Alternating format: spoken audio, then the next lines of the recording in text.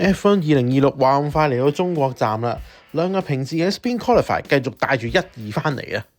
今站亦都去翻一個傳統嘅賽車場啦，亦有大直路，亦都有重迫力區啊，亦都有快彎，亦都有快夾彎啊，可以更加全面咁樣評估賽車嘅性能。呢條片就會重點分析過咗 T16 直衝起終點直路嘅呢個部分嘅，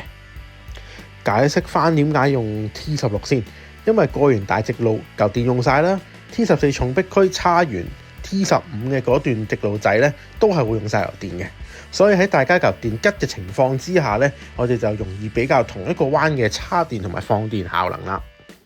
畫面上面交代到咧，平治叉嘅電咧係比法拉利多嘅，而平治全程咧都可以用最高嘅功率放電。反觀法拉利咧，一直去唔到最高功率放電，去到衝終點線咧先至用晒油電嘅。雖然法拉利放電嘅時間係長咗，但係我哋拎翻同一條起終點線做比較，平治跑緊258，但係法拉利咧得251啫，平治咧係贏咗嘅。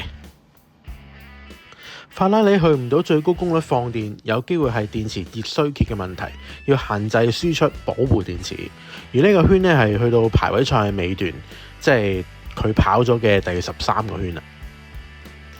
由於手上面嘅片段有限啦，我哋睇唔到平治喺排位賽尾段同一個彎實際情況係點樣。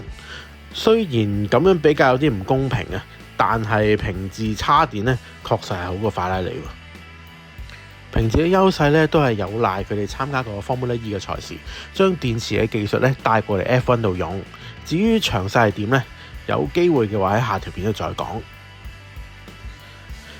今條片就短短地講住咁先，但係繼續都會有 MC 嘅4重彩啊，羅素啦、Antonelli 啦、Leclerc 啦同埋咸美頓嘅，即係同上場嘅賽果一模一樣。究竟會唔會係咁呢？我哋下集再見啦！